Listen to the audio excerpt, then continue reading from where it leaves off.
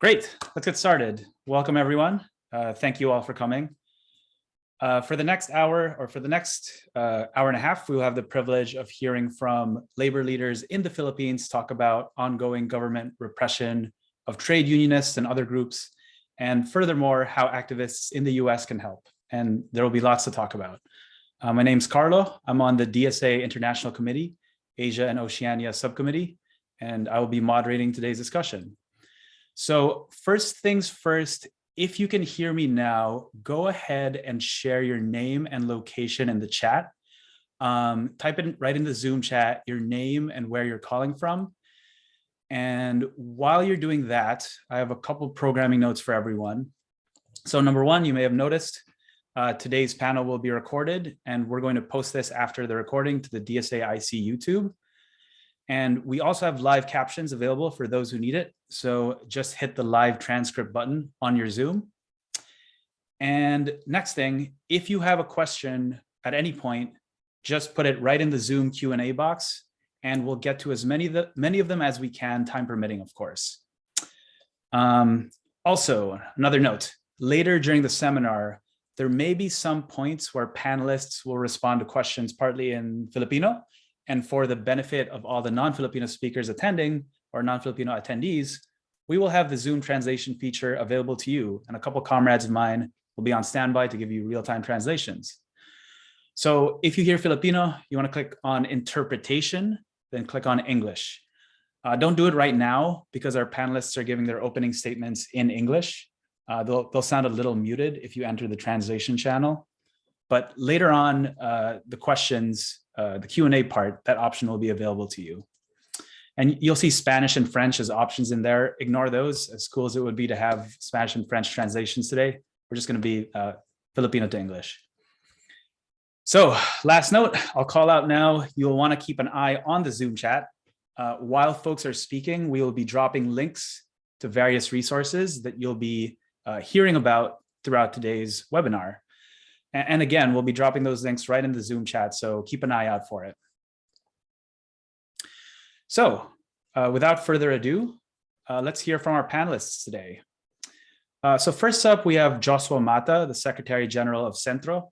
Josua, why don't you go ahead and introduce yourself and give your opening remarks?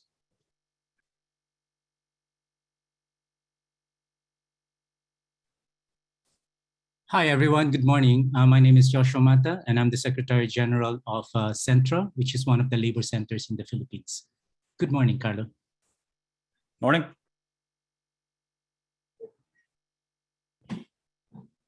Oh, would you like me to proceed now? Yes, go right ahead. All right. Okay. Sorry about that. So let me just, good morning again, everyone. Or is it evening for you? And let me just share my screen so that I can quickly, and I'll try to quickly breeze through them. I have a number of slides, but don't worry, I won't take too much of your time. At least I try not to. So, as I said, I'm with Centro, I was asked today to make a quick presentation on what the situation is for the working class in the Philippines. Let me start by saying that this was the slogan of my generation: never again. When we kicked out the Marcos dictatorship in 1986, we said never again would we ever allow a guy like this, Ferdinand Marcos, to rule over us again. But then you all know what happened. More than 3 decades later, this guy, Rodrigo Duterte, came into the picture, and he captured the imagination of the masses, if you like, by winning the elections in 2010 and occupying Malacanang for the past 6 years. Worst part is that today we are once again confronted with the possibility that another Marcos Jr. himself, may end up to be the president of the country. So I suppose the first question that comes to your mind is why? Why would people want to vote into power people like this? Even if we have already seen how much atrocities that the Marcoses have imposed on the Philippines. How much wealth they have pilfered from us. They are practically kleptomaniacs, and they made a huge amount of they caused a huge amount of human rights violations for us. Why? Well, I guess there are many reasons, but let me hazard some of the answers that I can think of. First of all, this represents the failure to realize the promises of the people power revolution. After many decades, 2 decades of being under the Marcos dictatorship, the people power revolution in 1996 promised that there would be dividends of democracy. But unfortunately, 3 decades after that, practically it's the elite, only parts of the elite who managed to get to benefit from the so-called dividends of democracy. And this is the reason why in 2010, many voters, particularly the workers themselves, were easily hooked up to the populist promises of Mr. Duterte. Now, for example, he promised that in 3 months' time, as soon as he ends up in Malacanang, that's White House for us here in the Philippines, in 3 months' time, he would illegalize contractualization in the Philippines. Well, later on, we worked hard on that, and later on, 3 years later, he vetoed a very weak version of that bill that we fought for. And when he vetoed it, he said he's very worried about what its impact on the employers. So these populist promises, I think the vulnerability of many workers to these populist promises are practically based on their frustration in the past few decades, after we kicked out the Marcos dictatorship. It didn't help that the legal opposition practically disintegrated. In fact, in 2019, during the midterm elections, for the first time in almost half a century, the Senate, the opposition failed to even get 1 seat in the Senate. That's absolute devastation for the legal opposition. It did not help us as well that part of the left, particularly the National Democrats, enabled Duterte in his first few years, with this promise of peace talks. So that also contributed to the problem. But the biggest thing that I think we're facing now is the fact that Marcos Jr. invested so much of the stolen money that they got from us, invested so much into social media in the past 5 or 6 years, to the point that they have their own troll farms, and frankly, I think they are able to succeed in revising history to say, like many people now would say that would actually believe that the Marcos dictatorship was a golden era in our history. That's the impact of social media. Now, let me shift very quickly, and what's the impact of Dutertismo, or the rule of power that Duterte introduced in the country for the working class? Well, first of all, we experienced in the past 6 years a shrinking democratic space, and that democratic space might even shrink because last year they were able to railroad, at the height of the pandemic, they were able to railroad the anti-terrorism law.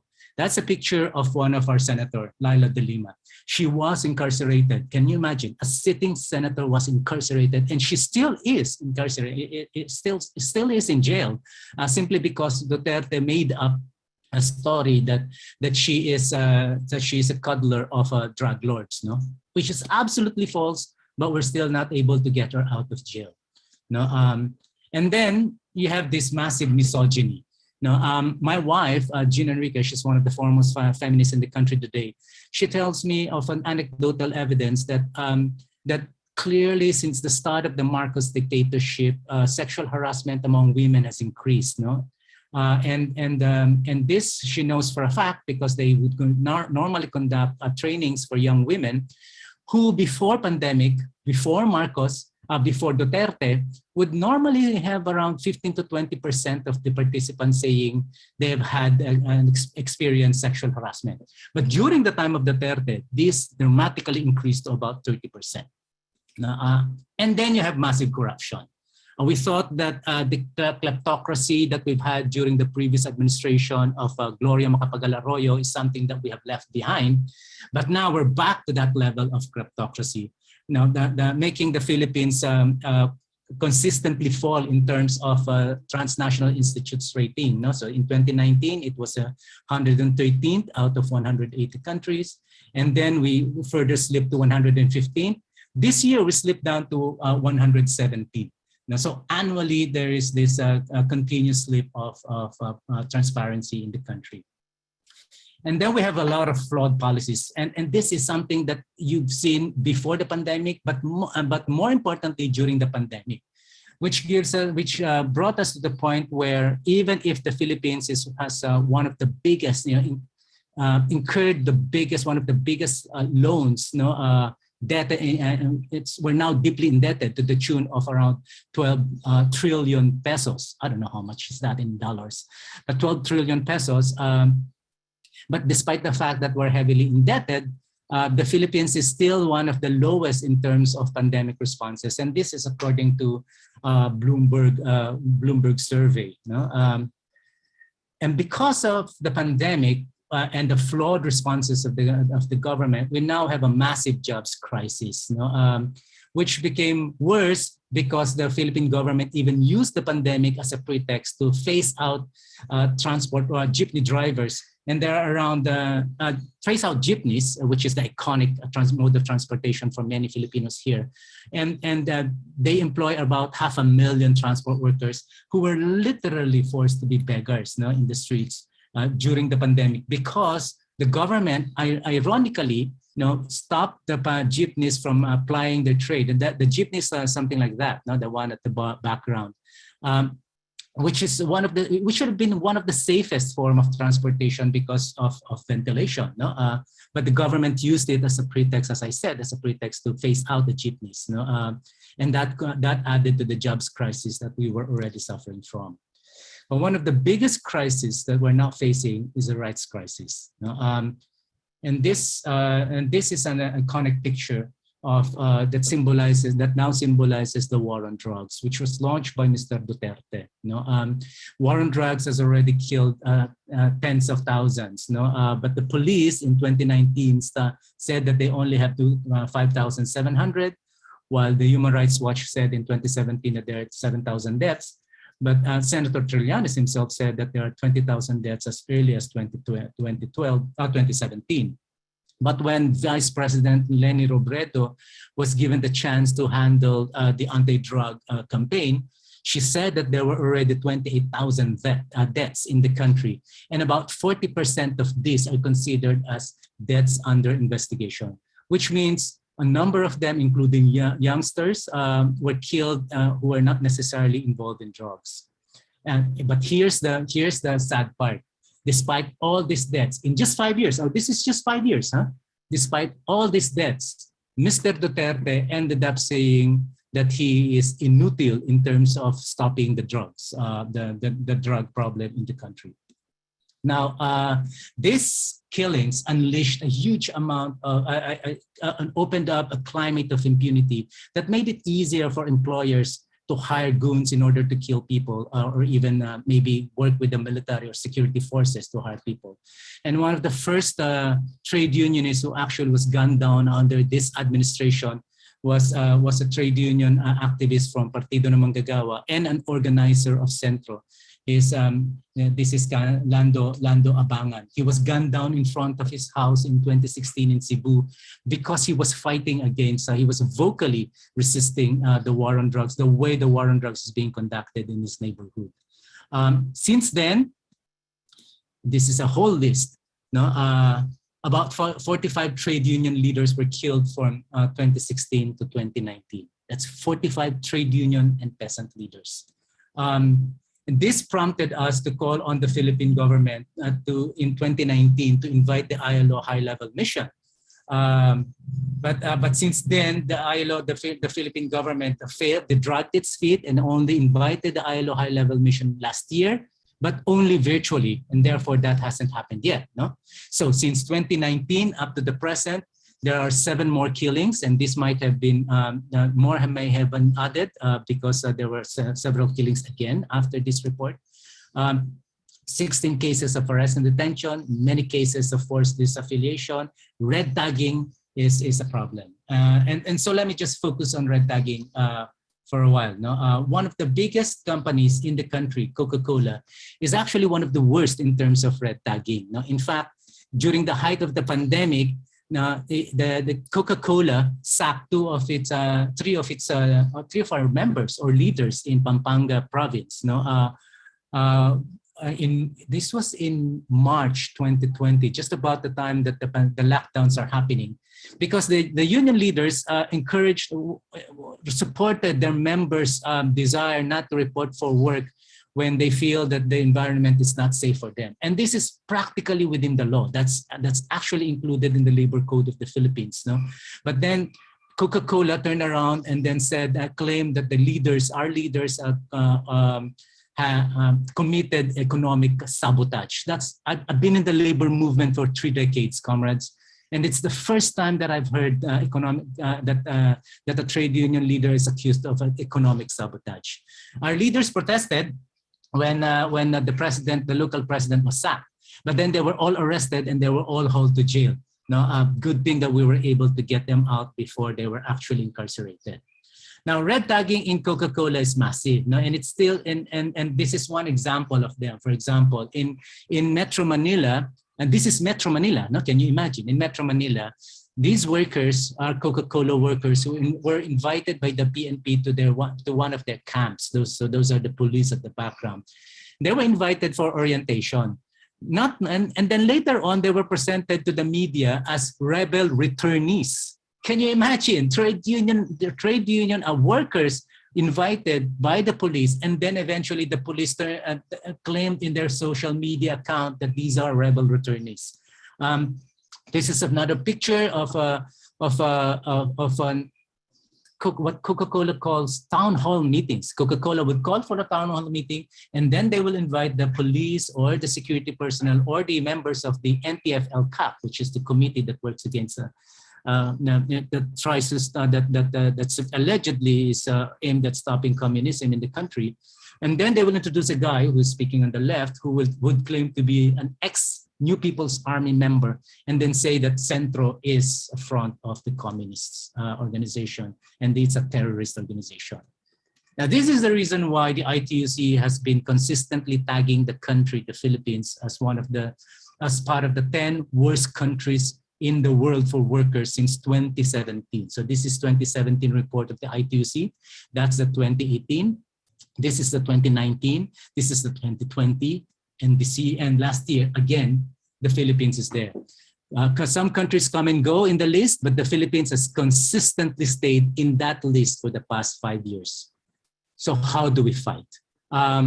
Well, we fight by the best way that we do, because the labor movement in the country is still relatively small and it's still fragmented. Unfortunately, we have to build coalitions. So this is one coalition that we built. It's called Nagkaisa, where we try to bring in all sorts of unions from the left and the right of the spectrum.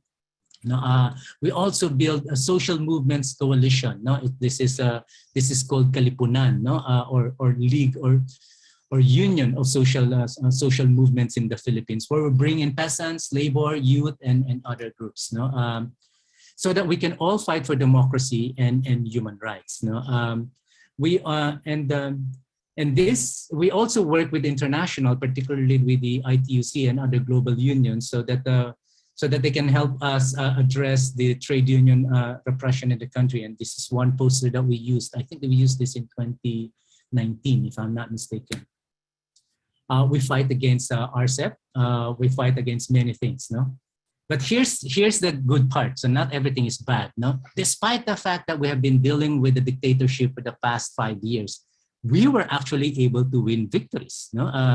And there's a lot. I won't go through them, through all of them, but it's important to note that there's a lot of legislative measures that we have won, no, not because of Duterte, but because we were able to work with the members of the Congress to make sure that this happened. Like, for example, one of our biggest victory for the working class, particularly women working class, the expanded maternity leave, which gives our women workers 90 days more, 105 days of maternity leave. Now the challenge, the biggest challenge for us continues to be how continues to deal with the question on how do we build working class power so that we can defend workers' rights and advance democracy. And we need to do that, and there's no shortcut. No, we need to do that. We need to do spade work. We need to educate people. We need to educate workers. Very, very carefully, particularly on the need to have a more democratic culture. In this election, we're trying to make use of elections in order to build the labor vote. We don't have the labor vote yet in the Philippines, but we're trying. This is a covenant that we actually crafted, and we asked the Vice President, Leni Robredo, to sign. As you can see, she signed that covenant.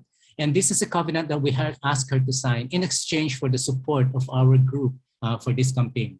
And the way we see it, the main objective for us in the labor movement today is to defeat the victory of the Marcoses and the Dutertes. I'll stop there because I think I have overspent my time. Thank you very much, comrades, for listening. Thank you, Joshua, for that incredibly comprehensive rundown. So, folks who pay attention to the news are probably aware of red tagging in general or have heard of it, but we don't see too many examples of how that actually plays out in practice on the literal factory floor itself, in this case Coca-Cola. One question I have is, what kinds of worker mobilization has Centro done to face issues related to the pandemic, and how has the government generally reacted to that, or how has that played out with COVID-19? Well, this is really a bad government in terms of responding to the pandemic. There was this talk I early on. I heard that the dictators would have a far better way of dealing with the pandemic. They're wrong. They're absolutely wrong. What happened here is that the government responded to the pandemic in a very unscientific way, with policies flip-flopping along the way. To the point that I think we have had 50,000 deaths, which is very, very way low. This is way low than what you had there in the United States of America, but still it's big enough for that's still a lot of deaths for us. We've had more than 50,000 deaths for the past 2.5 years. But I think many of these deaths could have been avoided had we had better policies. For example, what was the problem? First of all, the government insisted on having a lockdown, and they did so by in a way that they panicked the people, which forced people to get out of Metro Manila, jam-packing all the train stations and all the bus stations and all the airports, making sure that the COVID virus actually spreads around the country. So that's the first problem. And then when we were locked down, the governor, Mr. Duterte, just promised the people that they would be fed. And when people started asking, so where's the food? He said, talk to your mayors. And he actually forced the mayors to respond to this without even providing support to the local government. Now, third, he kept on promising that, well, we don't have anything, there's nothing we can do about this. So apart from claiming, like Trump. Trump said a lot of nasty things about the pandemic, right? The COVID. Duterte did the same thing. At one point, he even said that, oh, just use gasoline. Just pour gasoline over yourself and you'll be fine. So that stupid thing. No? But then he said, eventually admitted, we don't have a strategy. We just have to wait for the vaccine. Finally, the vaccine came. The Moderna company was the first company who actually offered the Philippines the vaccine. But the Philippine government waited and opted to get the vaccines from China instead, even if the Chinese vaccines have never disclosed the results of their tests. No, so it's a horrendous series of flawed policies that has led to a lot of problems for us. Oh, I also mentioned earlier, for those who came in late, at the height of the pandemic, they stopped public transportation and they used it as a pretext in order to phase out jeepneys. The truth is, under Duterte, he tried to phase out the jeepneys as early as 2017 and 2018. But because the jeepney drivers themselves waged a punishing transport strike nationwide, they were able to get a 3-year grace period for a just transition.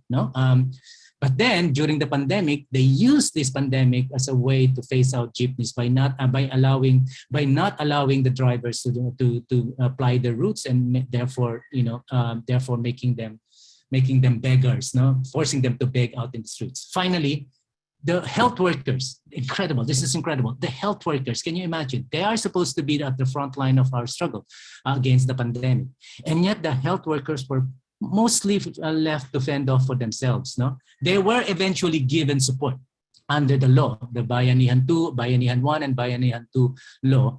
But that also created more problems because it became discriminatory. It had a discriminatory way of providing support to those working in hospitals, because they divided workers in hospitals into green zone and red zones are the ones dealing with patients, or the green zone are the ones not dealing with patients.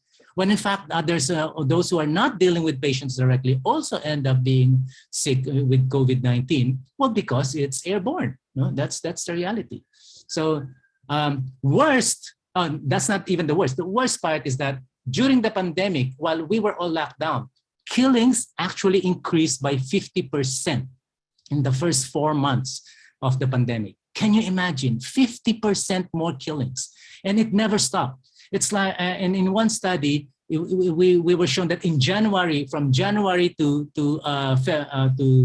February, at least 2 people are being gunned down somewhere in the Philippines under the so-called war on drugs. Wow. Yeah, I've definitely heard from friends and everything. The lockdown was very hard, but the death counts were still very high. It just seems like policy failure on many levels. We'll have a few more questions later from the audience, but we also have a couple more panelists today. So in the spirit of moving on, next up, we have Ann Castillo from the Nexperia Union. Ann, why don't you go ahead and introduce yourself and give your opening remarks?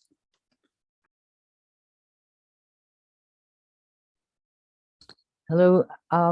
Good morning, everyone. I'm Mary Ann Castillo, currently Nexperia Workers Union President, and also the Metal Workers Alliance of the Philippines.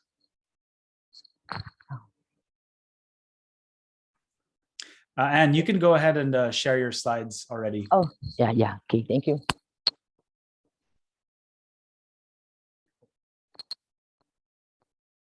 Wait.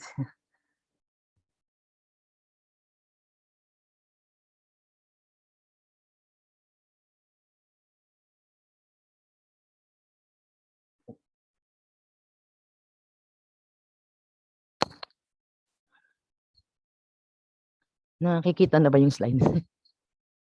Yes, kita po. Okay.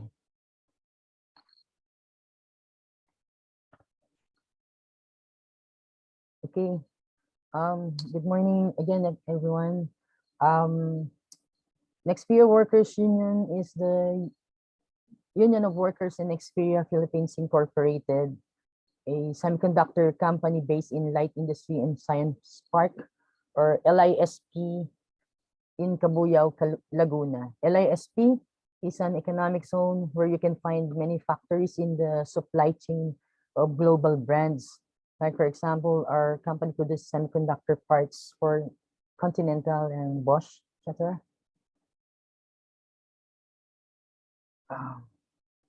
Our union represents over 2,000 male and female workers. We are federated to Kilusang Mayo Uno, KMU, and we are also an affiliate of Metal Workers Alliance of the Philippines. Laguna is a province that can be found in south of Metro Manila. So our union started in 1982 and survived many battles for almost 40 years. Next slide. There are about 200,000 workers in the semiconductor industry in the Philippines. It is probably the biggest chunk of workers in manufacturing subsector. Most probably, all semiconductor companies in the country are part of the global supply chain of big electronics companies like Apple, Samsung, Epson, HP, Dell, and among others. Electronic companies do not only produce computer or mobile and wearable parts. We also produce electronic parts used in other products. For example, our company Nexperia produces some parts for automotive like sensors, anti-locking braking system, to name few, electronic fuel injection, also for ventilators, drones, etc. Workers in the semiconductor activity typically earn minimum wages, which is way below the cost of living, and nearly all semiconductor factories are located outside Metro Manila. And this means that minimum rate is much lower. In Laguna, for instance, semiconductor workers earn only 373 pesos per day. That is around 7.5 US dollars for a day's work. That is why many semiconductor workers rely on overtime work, that is 12 hours of work daily, to increase their take-home pay.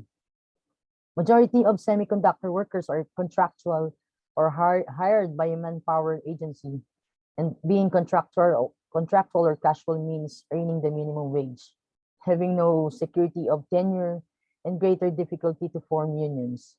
Semiconductor workers are also exposed to many occupational hazards such as chemicals, prolonged exposure to lenses, and noise pollution leading to degenerative diseases. Some of the common health problems experienced by workers are cancer, hearing problems, poor eyesight, and a few women also experience miscarriage. Because many companies in the semiconductor industry in the country are inside economic zones, it has been very challenging to organize free and independent unions. And we all know that without unions, workers are left with low wages, poor working conditions, no job security, and poor social protection. It is not uncommon that workers who have worked for a decade or more in a single semiconductor company to earn only the minimum wage if there is no union. Under the Duterte government and with the global pandemic, all these conditions aggravated. For one, there is no minimum wage increase since 2018, and many workers also experienced reduced work hours, reduced income, or temporary loss of jobs due to disruption in the global semicon production. Many semicon workers also contracted COVID-19, which can be very expensive, and since many semicon factories are outside Metro Manila, workers get the vaccines pretty late. In our union, we have somehow succeeded in fighting for higher wages and greater benefits for members. In our CBA last 2020, we were able to gain paid quarantine leave for workers who are forced to go on quarantine due to COVID-19. We were able to increase the hospitalization benefits for workers who may contract COVID pandemic. We also continue to fight the regularization of contractual workers in our company. In closing the 2020 CBA was quite challenging. However, with our unity and collective action, we were able to have some gains. It was even more challenging because of the limitations brought about by the pandemic, wherein we have to make sure there is social distancing and we cannot hold face-to-face assemblies for a large group of people. Nevertheless, we continued in holding noise barrage inside the pantry, the canteen, and protest actions outside the company building to show our unity in our demands, aside from social media rally. Trade union repression is probably the greatest challenge that has been affecting our union in the last 2 years, since the government, through the National Task Force to End Local Communist Armed Conflict, or the NTF-LCAC, has tagged our trade union center, Kilusang Mayo Uno or KMU, as tagged as a communist terrorist front. The attacks on our unions has been relentless. Many of our members and officers were being visited in their homes by state personnel. Some of them visit in civilian uniforms or some using military uniforms. They are pressuring through harassment and threats our members and their families to cooperate and disaffiliate our union with KMU. The visits started early in 2021 or Holy Week last year, and about 60 of our members and officers have been visited.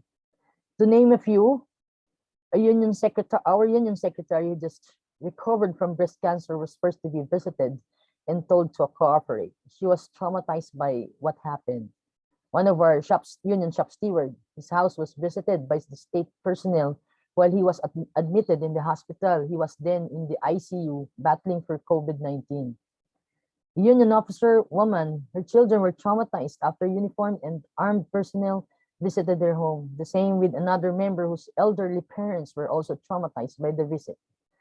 Our vice president, his home has been visited many times, and at one time while their entire family has been in isolation due to COVID-19.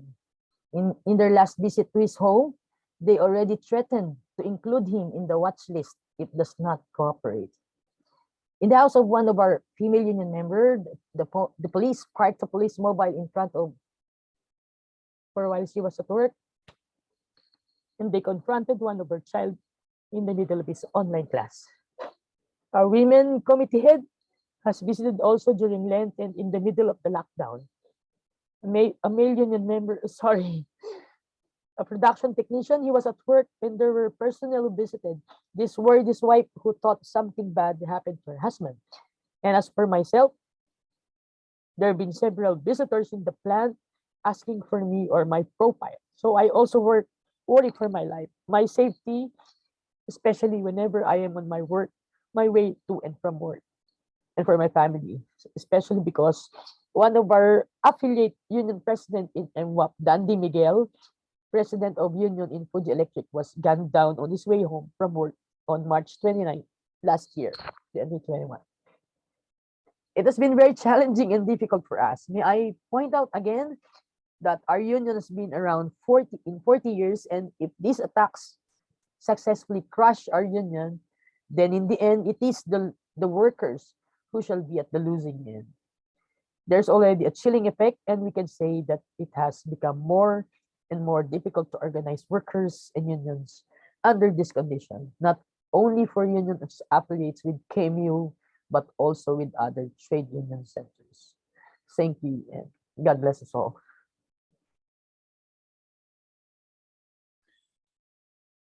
Thank you, Anne, for sharing. Really appreciate you sharing that. You know, it's easy for us to talk about this in abstract terms, especially for those of us who are an ocean away here, but it's definitely another thing entirely to see these pictures and hear these stories of, you know, police officers visiting people or, you know, doing worse things. So also amazing to hear about your successful struggle for paid quarantine leave and other benefits during the pandemic. That's amazing.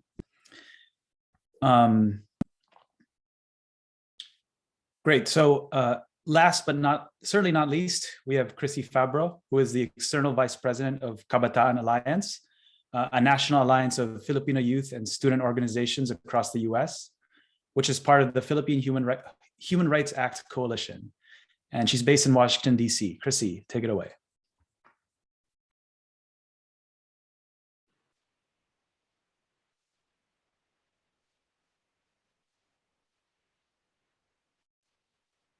Can't start my video.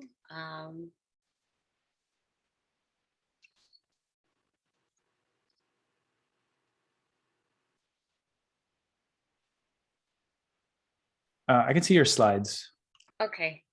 My video is locked, but hello, good evening. Maraming salamat po sa inyo sa Pilipinas para sa presentations, workers' movements in the Philippines.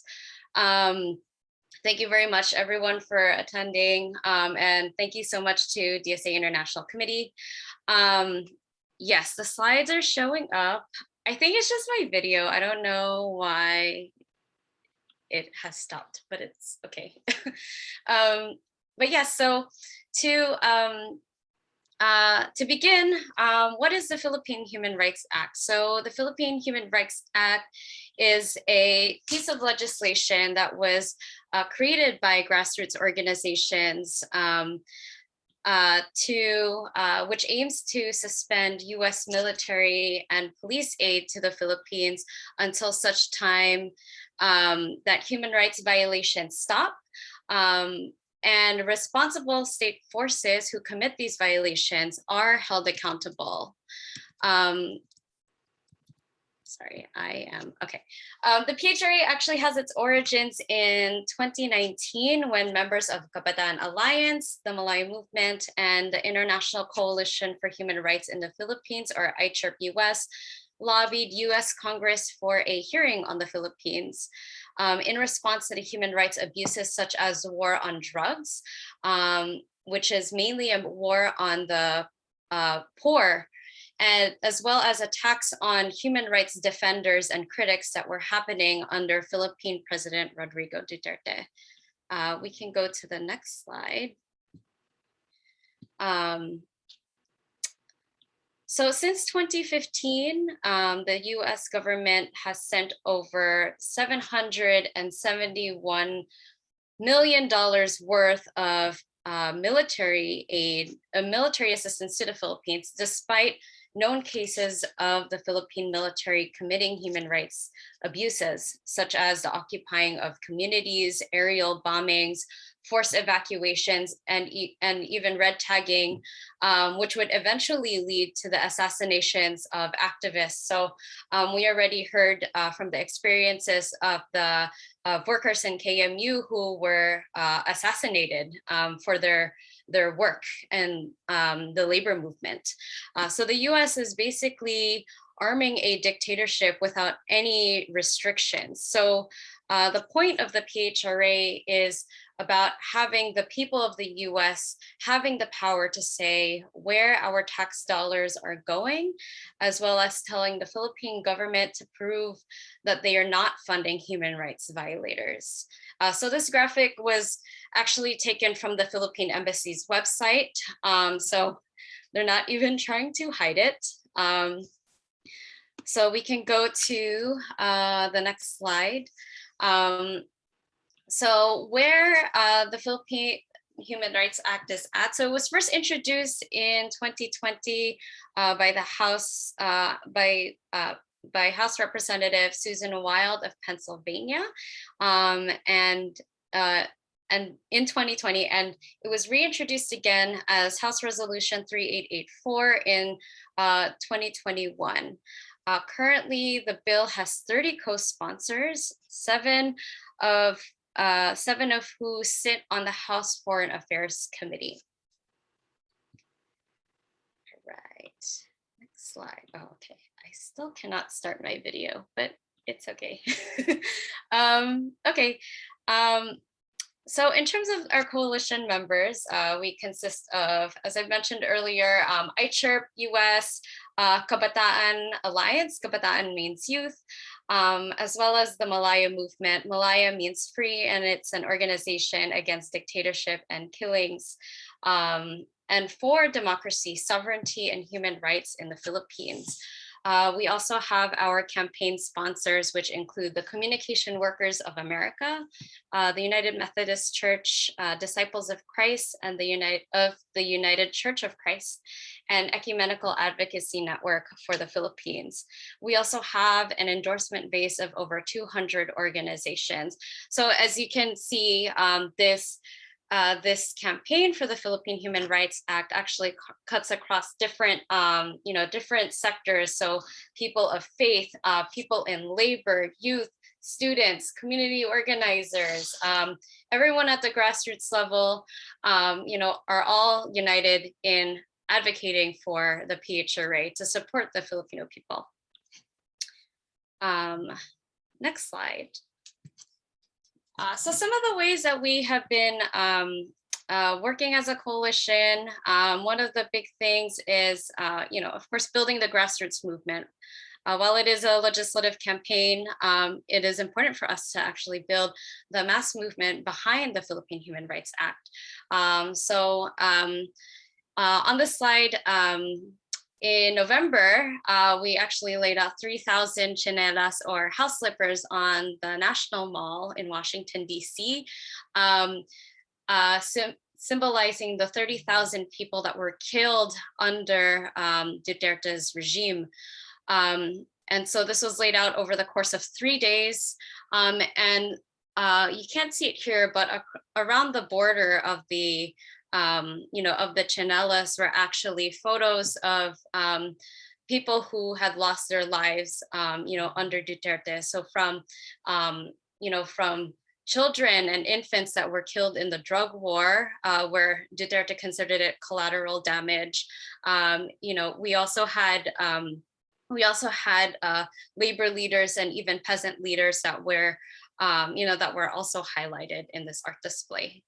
We have also held a congressional briefing in December featuring speakers from the Philippines, specifically from the Makabayan Bloc, which are part of the Philippine Congress, as well as Neri Colmenares, who is currently running for senator in the Philippine elections. And we also had Mylene, who is part of BAYAN, which is a call center workers organization in the Philippines. So, other ways we do this work is, through webinars like this, where we are able to talk with people or invite speakers from the Philippines to talk firsthand about their experiences of this repression. Next slide. So again, while I talked about the PHRA as a legislative campaign, again, it is primarily a grassroots campaign where Filipinos are at the center and members of the Filipino community are a part of this campaign. A really important part of this campaign work is to be connected to the people of the Philippines. Member organizations of the PHRA coalition are doing a lot of really good work with the people on the ground in the Philippines. So we are building people-to-people solidarity with the Filipino people at home. So we can go to the next slide. As Kabataan Alliance, we have been fundraising for typhoon relief. So just this past winter, the end of 2021, there was Typhoon Odette that hit the Philippines in the Visayas region. So we have been working with partners on the ground to fundraise for relief efforts to support communities. But Kabataan Alliance has been doing this work since 2014, after Typhoon Haiyan or Yolanda hit the Philippines. So we've partnered with these organizations for such a long time. Next slide. We are also working together with our friends in BAYAN USA on the Save Our Schools campaign, which is a campaign to support Indigenous Lumad youth in Mindanao and their right to education. The Lumad communities, which is an indigenous population in the Philippines, have suffered from heavy militarization, aerial bombings, massacres, and even forced evacuations by the Philippine military, of which this US funds are going towards, because their ancestral lands sit atop some of the country's richest natural resources. Just last week,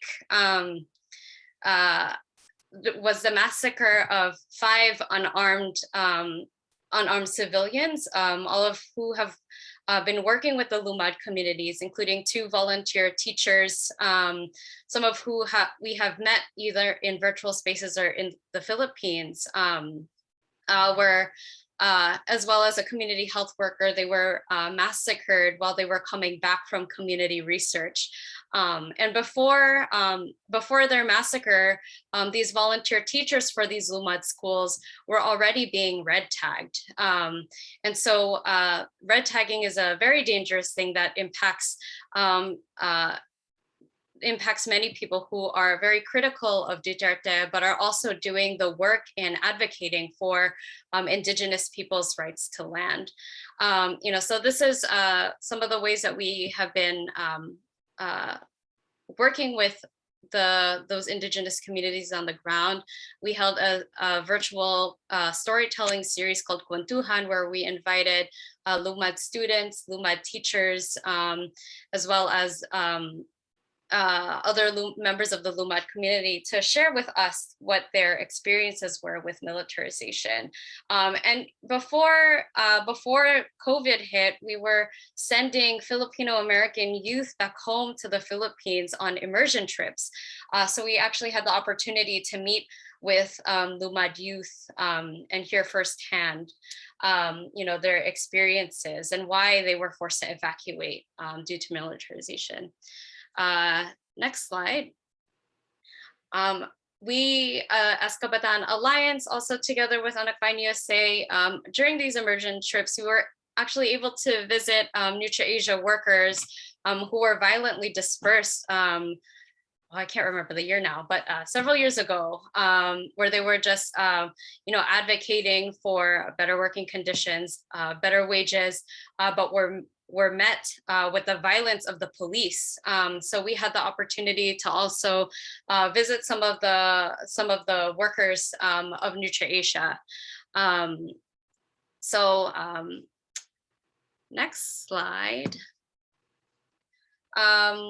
And then other ways that the coalition has supported communities. So the Malaya Movement, who is also a part of the coalition, has been supporting political prisoners in the Philippines, people who were unjustly arrested and put in and imprisoned due to their advocacy work. So we can go to the next slide just to show the direction. I'll try to race through this. So the direction for the PHRA in 2022, next slide. So we do have targets. We are trying to push 3 more legislators from the House Foreign Affairs Committee to co-sponsor the Philippine Human Rights Act in order to push the bill to a committee consideration or markup, including 1 Republican to make this bill bipartisan. So these are our current targets, all of whom express interest in supporting the Philippine Human Rights Act and or have supported issues in the Philippines in the past. Next slide. In addition, if we are trying to pass this, we also need to introduce the Senate companion to the Philippine Human Rights Act. So currently, these are our 3 main targets. Hopefully, Jeff Merkley will sign on. Jeff Merkley has expressed a lot of support for the Philippines, has even released a statement condemning the red tagging of constituents in Portland, his constituents in Portland, who were red tagged by the Philippine government for their activism. That concludes the targets. But if folks are interested, we can go to the next slide. There's a very quick action that folks can take right now, which is to send a letter to your legislators to co-sponsor the PHRA.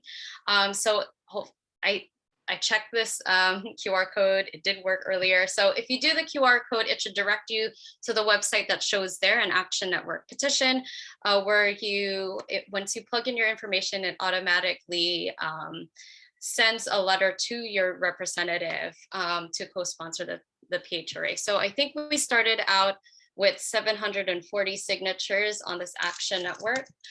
So hopefully by the end of this webinar, we can boost it up by 54 or 50 or 54 attendees. But thank you. That is it for my presentation. Thanks, Chrissy. It's really great to see these various groups in such a broad coalition. One very basic question that I really should have asked when Joshua brought it up, but just for the benefit of those on the call who haven't been following Filipino politics in the last few years, do you mind defining red tagging?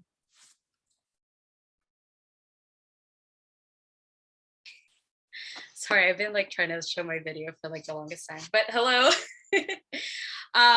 So red tagging is a way that the government tries to silence its critics by accusing them of being communists or terrorists, or being members of the Communist Party of the Philippines or the Armed New People's Army. And it has been used against activists as a way to silence them. So for the experiences that were highlighted by Ann and KMU and even in Centro, is that those that are very vocal about the issues that they experience under Duterte, the exploitation that they experience, it's easy to just tag everyone as a terrorist so that nobody so that nobody actually takes a stand. So what we've seen that translate to is people's faces show up on posters that are listed everywhere, where they are tagged as terrorists. And while these many times these are not true, what ends up happening is that it ends up being a death sentence, for these activists. So we have seen that happen time and time again with anybody that has been very vocal about the issues in the Philippines. However, red tagging is not new, though it has become very blatant under Duterte. So with the Philippine Human Rights Act, we are trying to hold the Philippine government accountable, and are trying to stop our U.S. tax dollars from being sent, to the violence that is happening against activists in the Philippines. And speaking of victims of red tagging, I love the slide you shared with you on that call with Mr. Colmenares. He's definitely somewhat of a standout figure in the elections right now. So we'll definitely open up the floor in a little bit to talk about the elections and other issues. And I believe we have some audience questions as well. But before we do that, you might be interested in how you can get involved. So we'll go ahead and put up some more calls to action related to everything you've heard about today. So let's just get that slide up.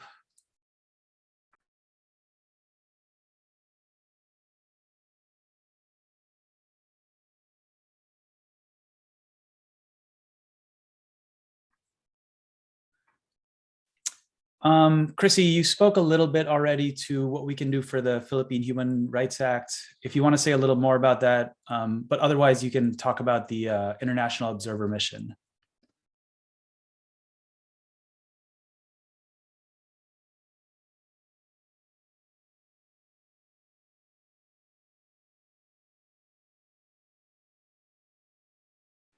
Oh, hello.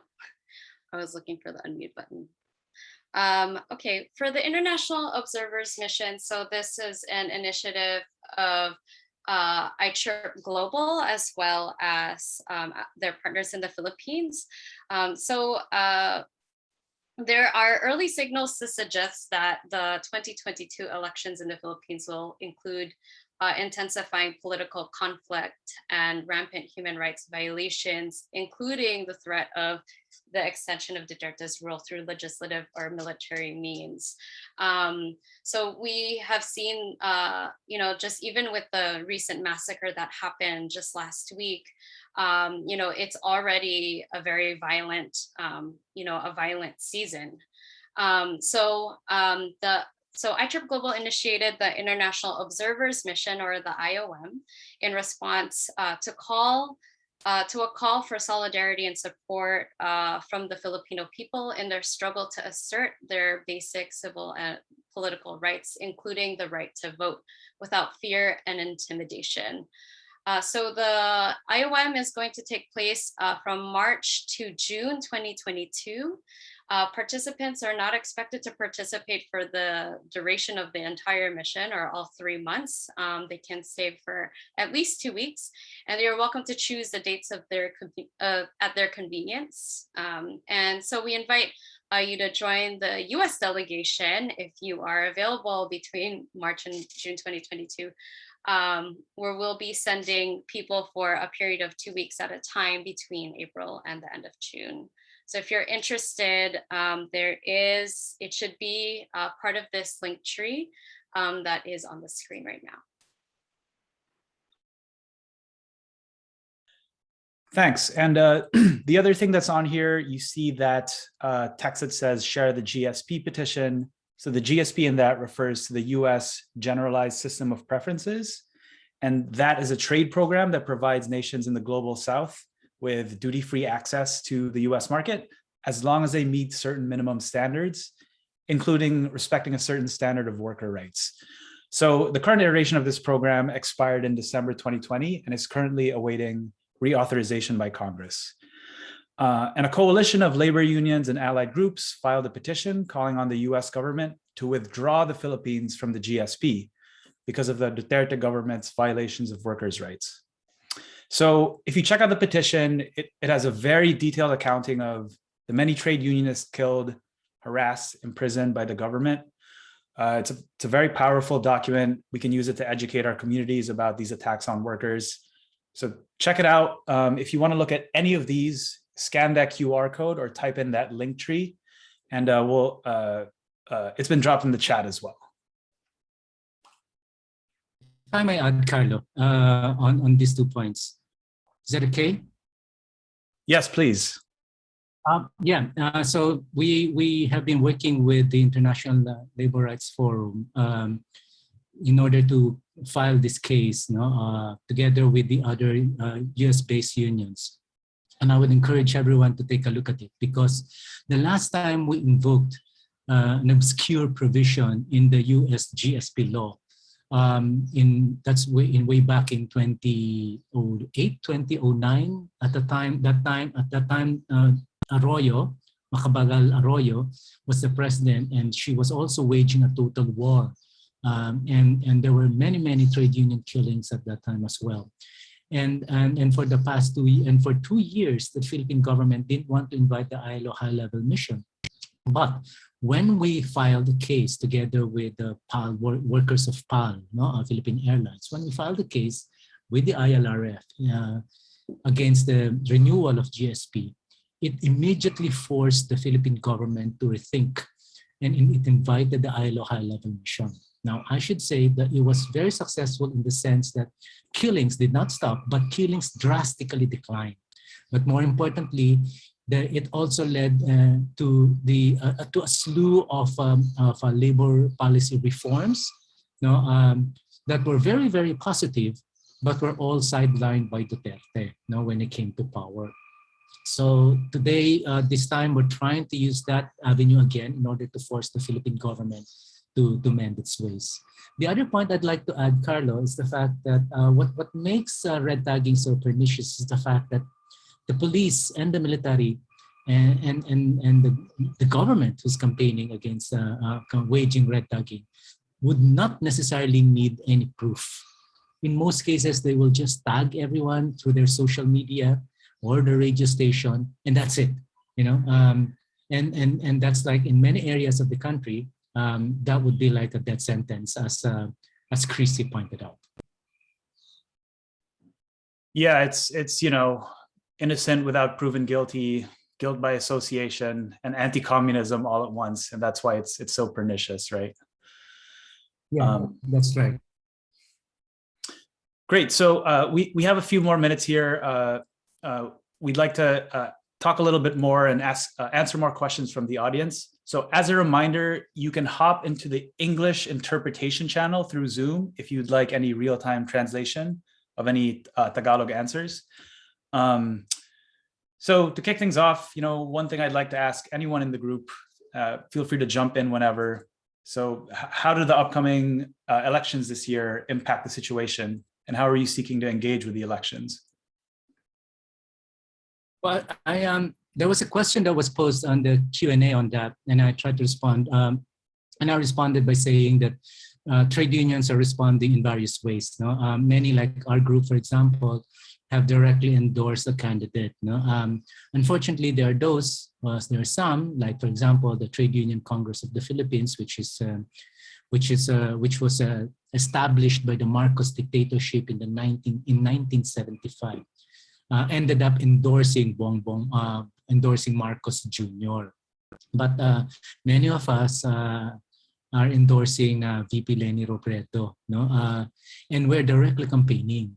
The campaign for us has to do is basically aimed at transforming not necessarily our members, but workers who seem to have believed that the martial law years are the golden years in our history. So particularly for the young, those who were born after the 1986 EDSA uprising, it's important for us to tell them the truth. So that's how we are campaigning at this point in time. Unfortunately, what's his name? Marcos Jr. is leading in many of the major survey outfits. But there is reason to believe, of course, that these are flawed in such a way because during the pandemic, we were told, I was informed that the only way that they can send their enumerators out in the communities is if they can ask for a permission from the IATF, that's the agency that's handling, that's the interagency that's handling the COVID situation.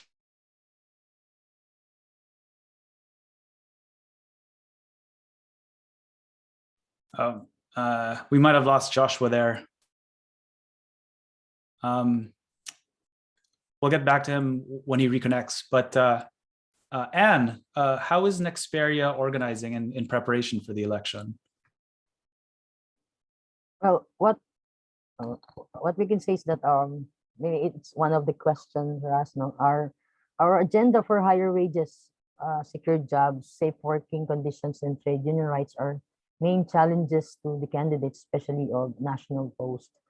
We are definitely campaigning to stop the return of the Marcoses, as the Marcos regime martial law been a very dark period for trade union rights.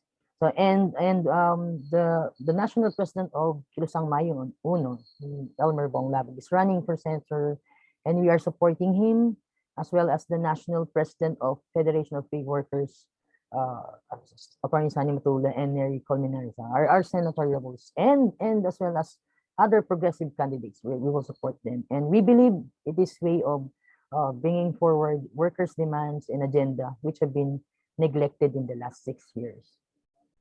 So, thanks. Thank you. Sorry, Joshua, I believe you disconnected there. We just ended up moving on.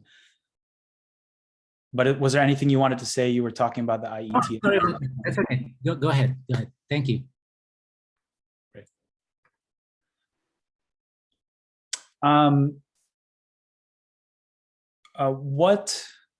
What other forces, or what other specific forces would you say are behind the government repression of trade unionists? So I think all of you mentioned some of these examples, but is the armed forces of the Philippines involved?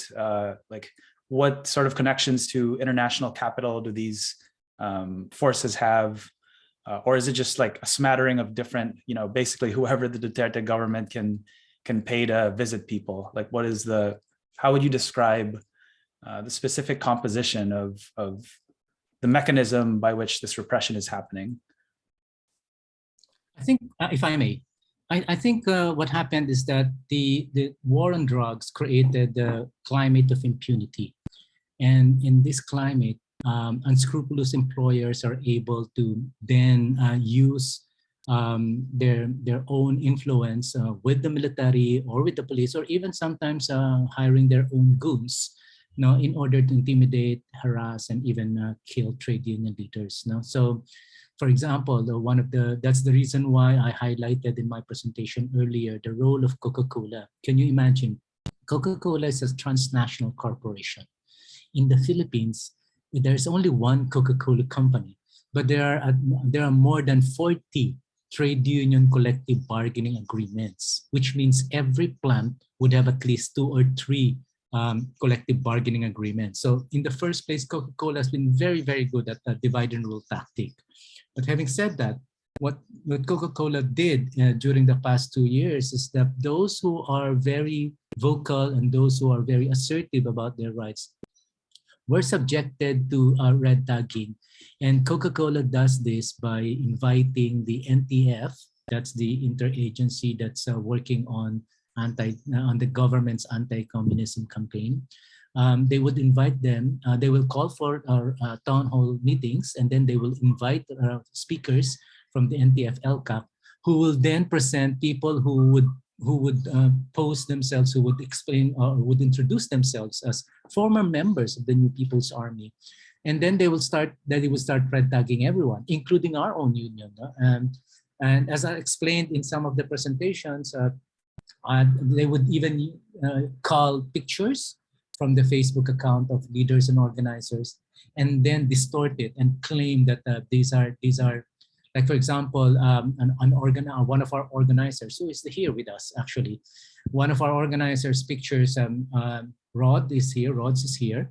His pictures, his social media account they took pictures from his social media account, and then they started claiming that because he had to travel throughout Mindanao, they would claim that, see, this is how they use your union dues in order to have fun in tourist areas, So this is how they distort the image of trade union organizers. In some areas, in many areas, the local government is very much a part of it. And the reason is because the NTF-LCAC has so much budget that it can allocate to a particular barangay, for example. That's the smallest political unit here in the country. They can allocate development funds, quote unquote, to barangays whom they can declare freed of the communist insurgency. So it's in many occasions, it's the barangay chairperson themselves who would invite trade union leaders into this orientations, if not inside the company, then in their own venues in the barangay. So there's one thing that this government was able to do. They were able to master an all of the state approach in using propaganda and in red tagging people that they do not agree with. Got it.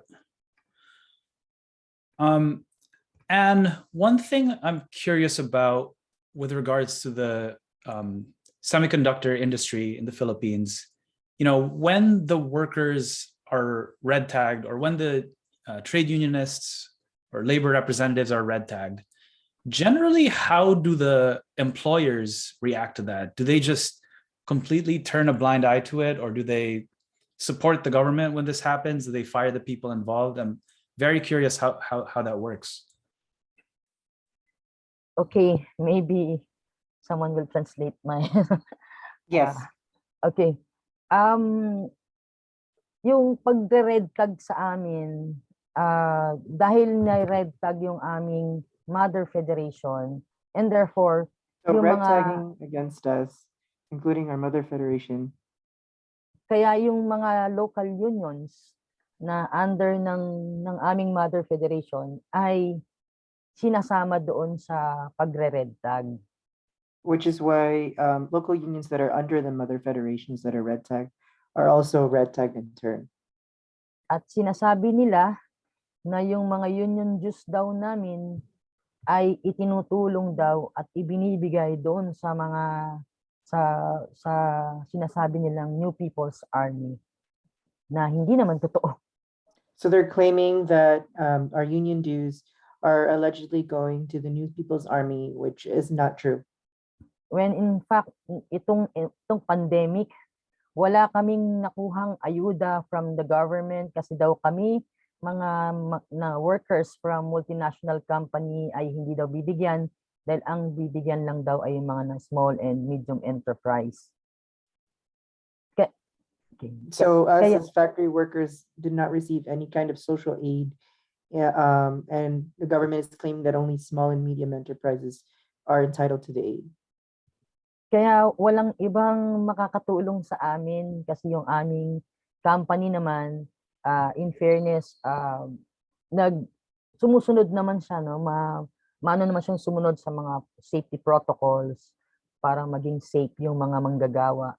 Pero in terms of wala talagang may tutulong. Kaya only yung aming union ang makakapagbigay ng tulong ayuda. I just want to say this because we prepared 1,000 pesos food and care packs for our COVID workers or union members.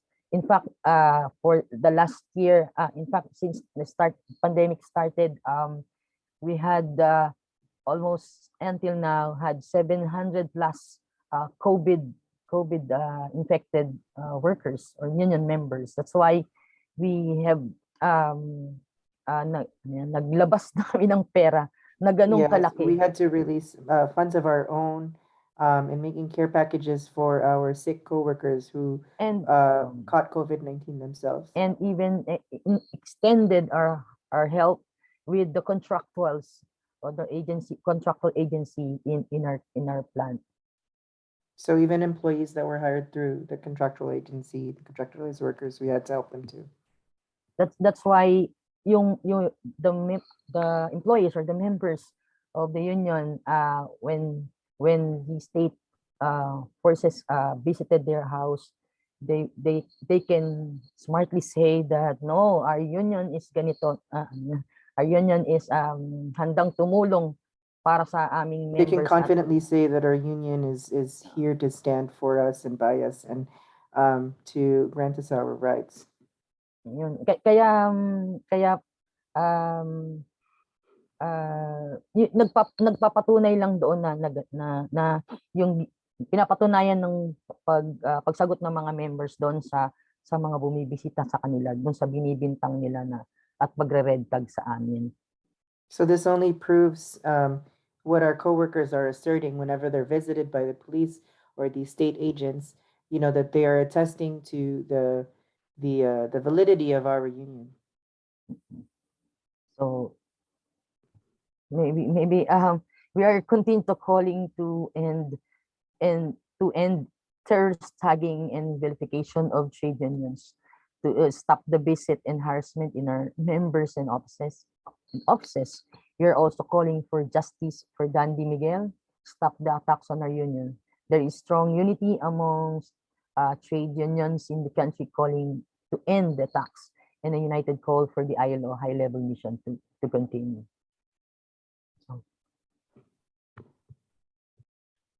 Thank you.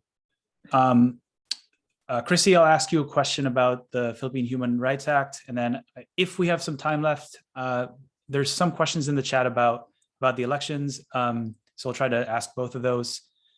Chrissy, one thing about you mentioned in your slides, you know, the targets for congressional support, but what's sort of the general, where does it stand in terms of that congressional support? And, you know, realistically and you know, just being optimistic, but also being realistic, right? What's the potential for passage? How has that changed over the last year or two? And what impact can it have if it doesn't pass this year? So the current support that the PHRA has right now is that it does have 30 co-sponsors, including 7, including the PHRA champion Susan Wild, make seven co-sponsors who are part of the House Foreign Affairs Committee. And because that is the committee where the Philippine Human Rights Act is assigned, it needs 3 more members of the House Foreign Affairs Committee to co-sponsor in order to move it to the floor for consideration or markup. So that's when the House Committee will start to discuss it. In addition, there needs to be the introduction of the Senate version. So in terms of the support for the PHRA, I think compared to last year, there has been just a lot of press and clamor for the PHRA. You know, in 2021, especially from the grassroots movement in calling legislators. So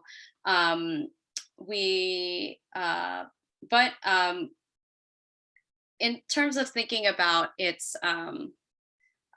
if it does not pass this year, what it says to us, us being the people, you know, is that the U.S. has actually stated its position on these human rights abuses in the Philippines. It is arming human rights violators with absolutely no restrictions. So that's what it means if the Philippine Human Rights Act does not pass. It will have blatantly supported the human rights violations in the Philippines. But you know, with the PHRA, if it doesn't pass by the end of 2023 is when that deadline is to pass it. It doesn't mean that it can't ever be introduced again. It can actually, this iteration of the PHRA is actually a reintroduction from 2020. So while this work for the PHRA started in response to the brutality under Duterte, what is important to note is that the Philippine Human Rights Act actually transcends any president. So long as there are human rights abuses that are happening in the Philippines by the police and the military, and so long as the US government continues to fund these human rights violators, the Philippine Human Rights Act will always be relevant. Thank you for that context. Yeah, I think that's a very valuable takeaway from everything we've heard today, right? These like institutions and these forces persist across administration. So the election isn't the be all and end all, or whoever the current president and vice president are isn't the be all end all. But in the spirit of talking about elections, for just one more question, I don't remember the exact phrasing. I saw it in the Zoom chat, but there was a question about why trade unions are coalescing around Lenny and why they aren't supporting or generally supporting Caliodi and Walden Bello, who are the other progressive candidate in the race. Would anyone like to speak to that? I know it's a whole can of worms. We could talk about this for hours, but could anyone speak to just briefly what the sort of different tensions there are? It's a can of worms.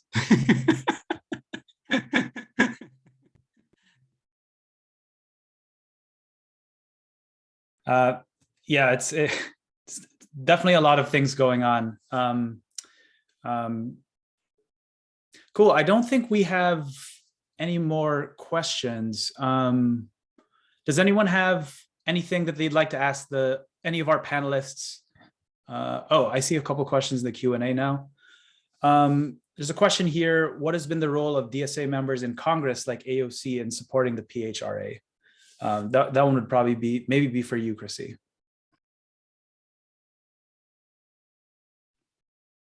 Well, AOC has co-sponsored the Philippine Human Rights Act. Yeah, and this is really the work of our organizers there. Our organizers also out in Queens. But I know that AOC is fairly supportive of pretty supportive of the PHRA, and hence why she signed on. There are other some like progressives on there, but what we are also trying to do is we need to build the support and get other supporters for the PHRA. Yes, I don't know if anyone from DSA wanted to also speak to that.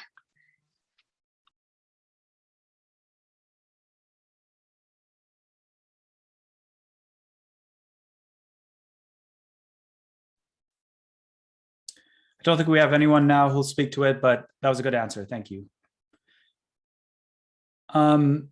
So we're about at time here. So thank you so much again to all of you, Ann, Joshua, Chrissy. Situation is incredibly tense. It's a very important issue. It's something that deserves much more attention in the United States, especially given the volume of material support that this government gives to the one over there. And obviously the election is going to be a very significant one. Regardless of the result, there will be a lot of work to do. And again, thank you so much for the time. So one more time here, just to reiterate all of our calls to action, and let's just get that slide up just to show it to folks so that they can hop on the link tree. The first thing is check out the link about the Philippine Human Rights Act, how you can engage your legislators about it. If you're interested in being part of ICHRP's delegation to the election this year, go ahead and read about that and sign up in the second link. And finally, read the petition to withhold GSP benefits from the Philippines while these labor abuses are occurring. And you should have seen, we'll drop another link in the comments with the link tree. It should have the links to all of these. But that's all we have for today's webinar. Maraming salamat sa inyong lahat. Thank you all so much for coming. Thank you, everyone. Thanks for inviting me. Bye, everyone.